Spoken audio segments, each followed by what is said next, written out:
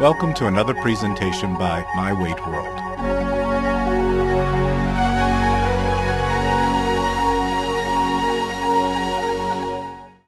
The title of this presentation is Liposuction Part 3. This presentation is designed to give you an overview on the topic of liposuction. Introduction.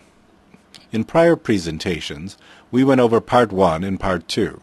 In Part 3, we discuss expectations from the procedure, before, during, and after. Let's now examine what should occur before. Obtain a complete physical exam by a medical doctor, family practitioner or internist, to assess your overall health risk. This is especially important for older adults and those with known medical problems. Some liposuction doctors will have this as a requirement prior to undergoing surgery.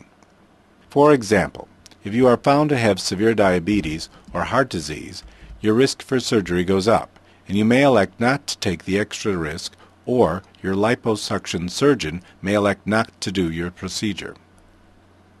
Before you obtain the surgery, you should ask your liposuction surgeon all the questions you have. Caution for any surgeon who will not spend time to make sure you thoroughly understand the procedure and go through your concerns and questions. Consider doing research prior to seeing the surgeon. Bringing a written list of questions will make sure that you don't forget key items. Many people get nervous in front of doctors and forget what they want to ask. Unless your surgeon says you can drive home, you can pretty much expect that you will need someone to take you home after the procedure. The surgeon may give you pain medication or anesthesia, which would make you drowsy and less reactive at the wheel. Therefore, you should arrange one of the following to take you home: family member, friend, limo service, or taxi.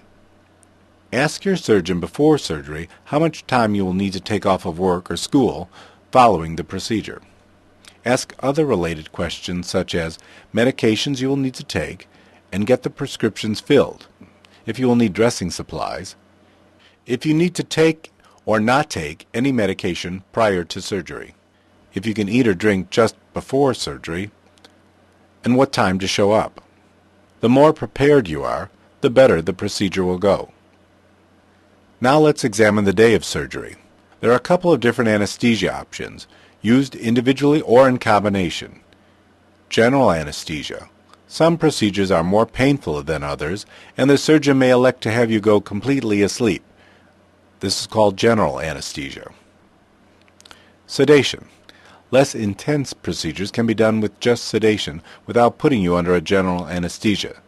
This can be done through sedative pills or intravenous medications. Local. Anesthesia medicine, fluids, and usually epinephrine are used to do the actual procedure.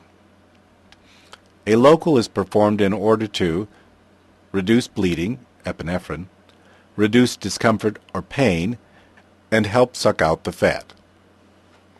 Marking. A surgeon will typically mark your body with a pen to indicate where fat is to be removed. This is typically done just prior to or after you are asleep or sedated. Procedure. After anesthesia is working, small cuts are made. A cannula, a hollow tube, about the thickness of a pen is inserted. This is connected to a suction machine. Cannula is moved back and forth. The movement along with the injected fluid liquefies the fat which is sucked out. Intravenous fluids. Liposuction removes not only fat but also liquids. For larger procedures, your surgeon may elect to give you some intravenous fluids, salt water for example, to replace large losses. Overnight. Some larger or longer procedures will require you to spend the night in the hospital or surgical center. Returning to work or school. Ask your doctor when you can go back. Drainage tube. Some doctors place temporary drainage tubes that come out in a few days or a week or so. Medications. Pain pills and or antibiotics are common. Try and get these filled prior to the surgery. Dressings. Typically, you will be asked to wear tight-fitting dressing for a few days to a week or so. You may also be asked to wear tight-fitting garments. This is to keep your skin compressed and minimize fluid collecting under the skin in the area of surgery. This can be provided by the doctor or purchased at the store. As far as activity goes, some limitation is typical for a few weeks. Leakage. Many people will experience leakage from the cuts for a brief period of time, typically a few days. Ask your doctor how to tell if this is okay or a complication such as infection. Infection. Rare. Again, ask your doctor what signs of an infection look like. If there is any question, call your doctor. Black and blue. You may be bruised in the area of liposuction for a few weeks to months. Scars. Your small cuts will form scars, usually remaining small. How does it look? Liposuction rarely produces a perfect result. Ideally, it should be cosmetically pleasing. Make sure you understand what your outcome is predicted to look like from your doctor. Don't have unrealistic expectations. Summary. Obtain a complete physical exam. Ask your surgeon all the questions you want prior to surgery. Do your homework and research your procedure. Have someone drive you home.